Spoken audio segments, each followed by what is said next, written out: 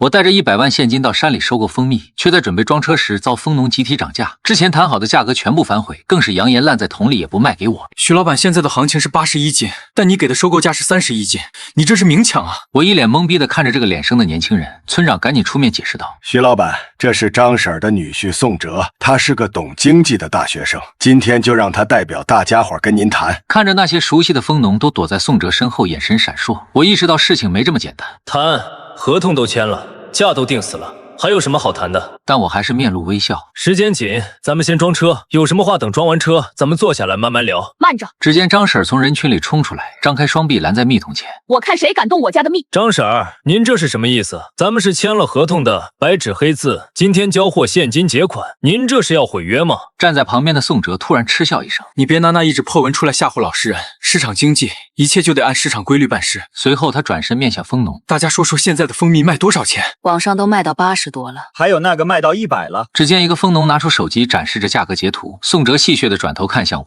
听见了吗，徐老板？你给了这个价格，未免有点太不厚道了吧？”虽然很气愤，但我还是耐心的和他解释道：“宋先生，这账可不能这么算。第一，那是零售价，不是收购价。第二，做生意讲究契约精神。1个月前没人收蜜的时候，是我给的保底，那时候你们怎么不说市场经济？而且为了你们村的蜜能够更好的运输到外面。”随后我指着脚下的路：“这条路也是我花了20万修的，还有那些蜂箱是我送的。如果按市场经济，这些钱是不是也得算在成本里？”那是你自愿的，谁求着你修路了？你自己愿意修，那就是你的沉没成本，跟我们蜜价有啥关系？我惊讶的看着张婶，1个月前他还是个只会说谢谢老板的朴实农妇，现在竟然能从嘴里蹦出沉没成本这种经济学术语。随后我冷冷的看向宋哲：“沉没成本这词儿是你教的吧？”我只是帮乡亲们普及点基础知识，免得被不良奸商坑了还帮着数钱。徐老板，您也别拿修路说事儿，那路修好了，您车进出不也方便吗？说白了，还是为您自己服务的。不用废话了，这蜜还是30块钱，您1斤也别想拉走，要想装车就得按现在的行情来。那你想多少？看在您修路的份上，我们也不要80。宋哲伸出一个巴掌在我面前晃晃，51斤，少1分都不行。50，现在国标的1级蜜收购均价才35到38，你们张嘴就要50，你们这是敲诈。随你怎么说，反正蜜在我们手里，你这15辆大卡车空车回去少说也得亏个几万块，再加上违约金，不对，你这合同本身就显示公平，打官司我们也未必输。他凑近我，压低声音：“徐老板，这批蜜拉回去包装一下，卖个120，轻轻松松的分给我们点汤喝，不过分吧？做人可别太毒了，否则容易噎死。”我看着宋哲那张写满算计的脸，随后又看向林大山：“林村长，你也是这个意思吗？”徐老板，大家都不容易，而且行情也确实涨了，您就当发善心，50块对您来说不就是少赚点的事儿吗？少赚点？我原本还准备了38元的价格，那是我对韩朝的体恤，是我的诚意。但现在面对这群把我的善意当成软弱，把我的付出当成理所当然的刁民，我的诚意简直就是为了白眼狼。我越想越激动，但最后我还是忍住了。我是个商人，我不仅要算经济账，还要算情绪账。现在翻脸这批蜜确实可惜，于是我深吸一口气，从西装口袋里掏出那份合同。50是绝对不可能的，但我考虑到大家确实受韩朝影响，心态有波动，我可以退一步。宋哲眼睛一亮，以为我怂了。我也不是不讲理的人，38元，这是我现在能给出的最高价，这多出来的8块钱，算是我徐某交个朋友。现在装车现金结款，在当时的市场上，这绝对是顶格收购价。我以为这已经是给足了台阶，只要他们稍微有点脑子，就该顺坡下。然而我低估了人性的贪婪。38，你这是打发叫花子呢？宋哲都说了这蜜值80，你给我们38心也太黑了。徐老板，您这是把我们当猴耍呢，51分不能少。你要是没诚意，那就请回吧。这蜜我们自己留着直播卖，到时候卖100，你可别眼红。对我们自己卖。黑心商人，滚出我们蜂农村！蜂农们被煽动的情绪高涨，甚至有人开始推搡我的司机。我看着这群面目狰狞的人，突然觉得后备箱里的现金是那么的可笑。曾经因为山路难走，当地的蜂蜜年年滞销，甚至最多卖到15元1斤。在我得知情况后，不仅自掏腰包修路，还给出30元1斤的高价，并答应不管是1等蜜还是稍微次一点的，我都按这个价收。考虑到蜂蜜的运输损耗和保鲜问题，我专门订购了一批食品级的高密度聚乙烯桶，还定做了几百个带温控监测的新式蜂箱，提前运到了村里送给他们。不料全国遭遇了罕见的倒春寒，是秋寒潮，北方的蜜源基地大面积霜冻，南方的几个主要产蜜区也因为连续阴雨，产量腰斩。但是因为蜂农村特殊的地理位置，它处在2山加1沟的小气候带，四面环山挡住了寒流，蜜源植物不仅没受冻，反而因为雨水少，花蜜浓度更高。此时市场价格已经涨到35元一斤，于是我做了一个决定，提价。我让财务按38元一斤的价格准备了现金。徐总合同不是30吗？现在这一涨，咱们少赚好几十万呢。眼光放长远点，这叫千金买骨，让他们知道跟着徐总干不吃亏。本以为真心可以换真情，看来终究是我自负。好，那你们就自己卖吧。我点了点头，将手里的合同慢慢折起来，放回口袋，转身面对所有司机，脸上没有了愤怒，只有一种令人心悸的平静。全体都有，上车，掉头回城。老陈愣了一下，手里的对讲机差点没拿稳。徐老板，咱真走啊？这可是15辆车，油钱都烧了不少，要不再谈谈，给个40。这蜜确实是好东西，拉回去就能变现的。不谈了，老陈你记住，做生意亏钱可以赚回来，但要是被人骑在脖子上拉屎还得赔笑脸，那这辈子都直不起腰。执行命令。是全体都有，收车回城。这一幕显然超出了所有人的预料，他们原本以为我会求饶，会讨价还价，会像个被拿捏住7寸的蛇一样，最终不得不答应那个50元的荒唐价格。毕竟谁舍得把修路的几十万打了水漂？宋哲随即恼羞成怒地冲上来，指着我的鼻子：“徐桂元，你敢走？你今天要是走了，以后跪着求我们都不卖给你。”我停下脚步，转过身，像看一只跳梁小丑一样看着他。各位乡亲，记住你们今天说的话，到底是我不仁，还是你们不义？老天爷看着呢。少拿老天爷吓唬人，我们这是维护自己的权益，是你心太黑。好，既然你们觉得直播能卖100，那我祝你们发大财。这破天的富贵，我徐某人福薄接不住，不留给你们自己享用吧。说完，我头也不回地坐上了车。车队消失在山口的那一刻，丰农村爆发出了前所未有的欢呼声。我前脚刚走，宋哲后脚就跳上了村委的大磨盘。乡亲们看见没有？这就是资本家的纸老虎，他心虚了，因为他知道赚不到我们的血汗钱了。我们赢了。宋哲真行啊，连大老板都被你骂跑了。就是，咱们这蜜品质这么好，还能愁卖。听宋哲的，咱们搞直播，卖80不卖100。那天中午，丰农村像是过年一样，他们沉浸在战胜资本的狂欢中。却不知道，他们亲手斩断的是连接这个封闭山村与现代商业文明唯一的期待。他们以为赶走的是一只吸血的狼，殊不知他们赶走的是唯一肯在暴雪天给他们送炭的人。回到公司后，我让财务总监将那100万现金重新存回了银行。老板，咱们修路那20万，还有垫付的冷链定金封箱钱，加起来快40万了，这窟窿怎么填？就当学费了。另外通知法务部，准备起诉丰农村全体签约农户违约。虽然钱大概率要不回来，但我要让他们在征信上留下浓墨重彩的一笔。明白。那蜂蜜缺口怎么办？去联系云城那边的基地，虽然价格高点，但量大管够，钱少赚点没关系，信誉不能丢。安排完工作，我打开了手机，看到宋哲在某短视频平台上注册了一个账号，叫丰农哲哥，里面更新了一条视频。大学生回乡创业，带你品尝深山里的纯正味道，拒绝中间商赚差价。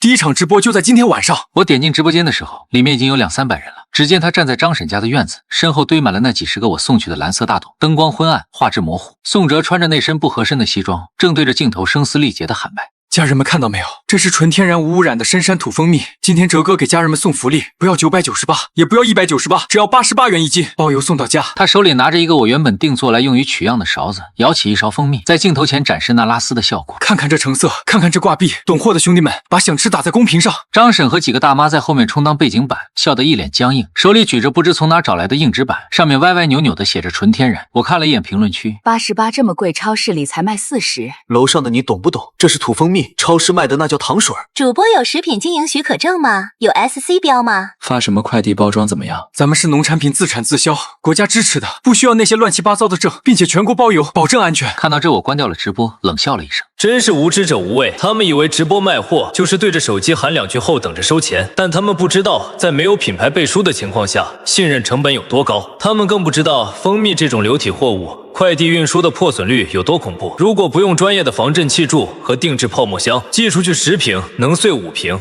最致命的是，他们没有食品生产许可，小规模自产自销，虽然在某些政策下被允许，但一旦上了平台，被职业打假人盯上，那就是灭顶之灾。而且宋哲定了个88元的价格，在这个价格区间，消费者对包装服务物流的要求是极高的。他们拿着最原始的塑料瓶子，想卖出奢侈品的价格，简直是痴人说梦。果不其然，问题很快就来了。直播第一天，靠着大学生回乡的噱头和朋友圈的杀手，他们确实卖出去了几百单。张婶他们乐坏了，连夜用矿泉水瓶子、老干妈罐子分装蜂蜜，然后用报纸随便一塞进纸箱子里寄了出去。光快递费一单就去了12块。宋哲当初承诺的利润翻倍，在扣除快递费、包装费之后，缩水不少。但不管怎么说，按88元卖，到手还有70多，比我的38元还是高得多。蜂农们干劲十足，甚至开始嘲笑我。然而好景不长，几天后一批货送到了客户手里，灾难开始了。宋哲咋回事啊？这手机一直响个不停，都是骂人的。宋宋哲正躺在炕上做着发财梦，不耐烦地接过手机一看，脸色瞬间白了，全是退款申请和差评，有客户投诉包装差，蜂蜜泄露，有客户质疑蜂蜜品质，还有客户要举报。宋哲手忙脚乱地解释：“亲，那是运输意外，新土蜂蜜就是会带点酸味的。”但没人听他解释，平台介入了，因为投诉率过高且无法提供完善的食品流通资质，宋哲的蜂农折割账号被直接封禁，保证金被冻结。更可怕的是，那些收到了破损快递的客户不仅要求退款，还要求赔偿弄脏的衣物和地板。仅仅1周时间卖出去的300多单，退货率高达90%，剩下的10%也是因为客户嫌麻烦没退，但直接给了差评。张婶看着满屋子被退回来黏糊糊的包裹，还有手机上那个红色的账户冻结提示，一屁股坐在地上，拍着大腿哭了起来。我的天爷啊，这可咋整啊？快递费都搭进去好几千了，1分钱没见着，还得赔钱。这不科学啊！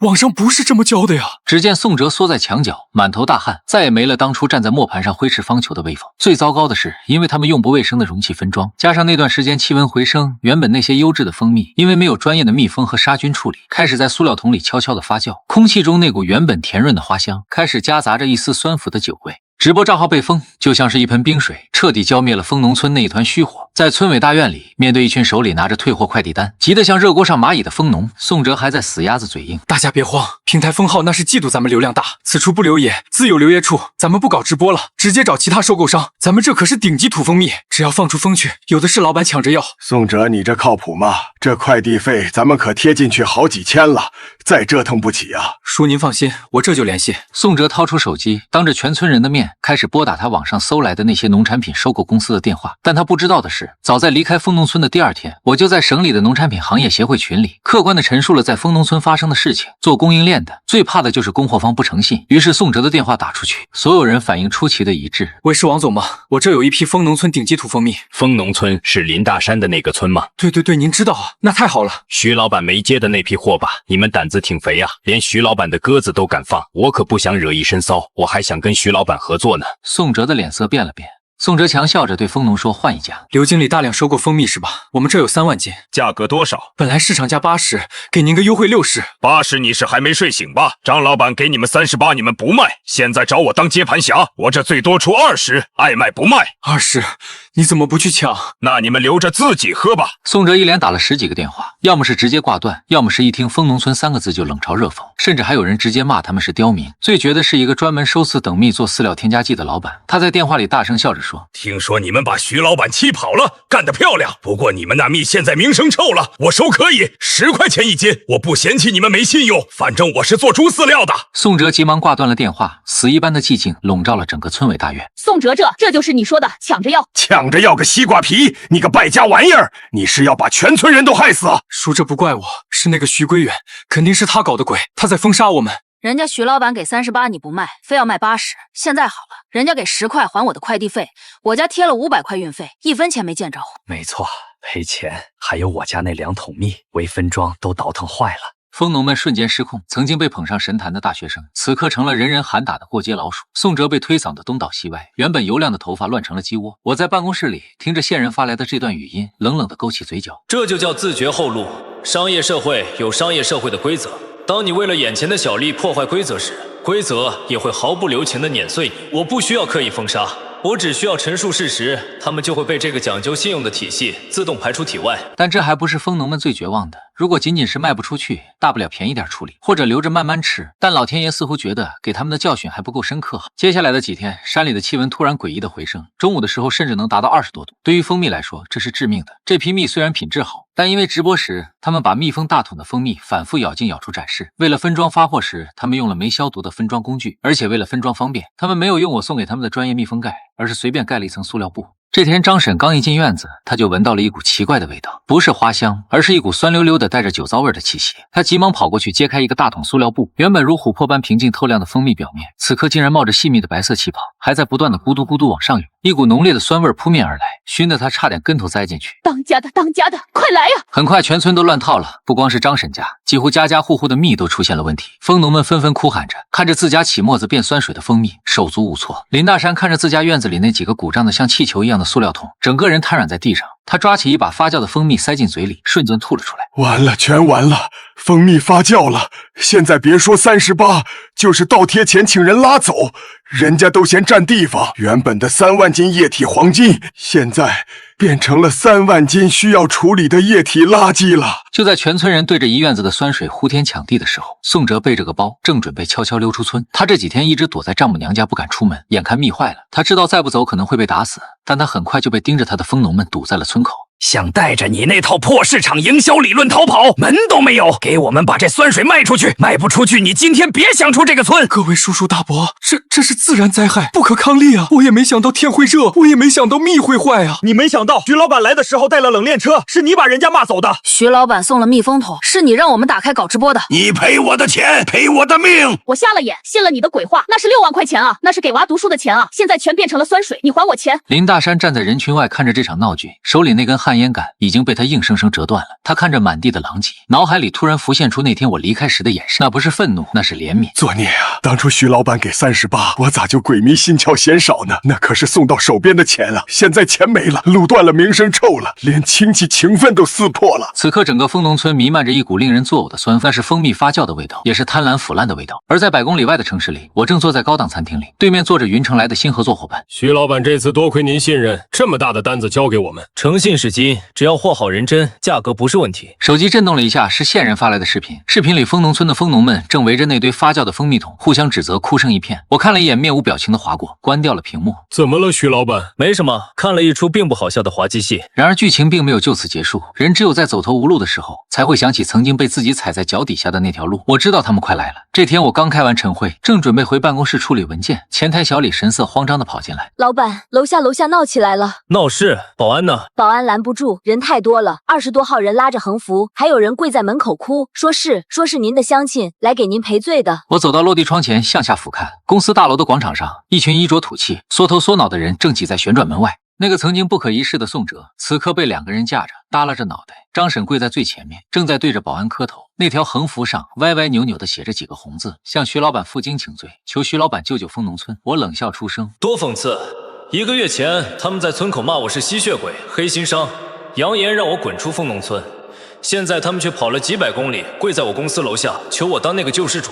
老板，要报警吗？不用，让他们在楼下等着，晾他们1个小时。这1个小时对于楼下那群人来说，恐怕比1个世纪还漫长。保安队长上来向我汇报情况。那个张婶哭晕过去2次，林大山一直在抽自己耳光，而那个叫宋哲的被愤怒的蜂农逼着跪在最前面，脸上青一块紫一块，显然来之前没少挨揍。随后我带着秘书和几个高管缓缓走出了大楼。他们带来的几个密封桶因为密封不严，在颠簸的路上漏了气，那股发酵的酸腐味弥漫在 CBD 光鲜亮丽的广场上，引得路过的白领们纷纷眼闭侧目，像看瘟神一样躲着他们。那原本是他们引以为傲的液体黄金，现在成了让他们抬不起头的耻辱印记。看到我出现，原本嘈杂的人群瞬间安静了1秒，紧接着爆发出一阵撕心裂肺的哭喊。徐老板啊，您可算出来了。徐老板，我们错了，我们不是人啊。徐老板，救救我们吧，这1年的活路全指望您了。徐老板，婶子给您磕头了，之前是被猪油蒙了心，听了宋哲的挑拨，您大人不计小人过，真命您收了吧，求您了。张婶一咕噜爬起来，想要冲过来抱我的腿，被2名身材魁梧的保安死死拦住。她一边哭一边把额头磕在花岗岩地板上，砰砰作响。林大山颤颤巍巍地走上前，手里捧着一份皱巴巴的沾着泥土的合同，正是当初被他们视作废纸的那一份。徐老板，我们想按合同办事，30块，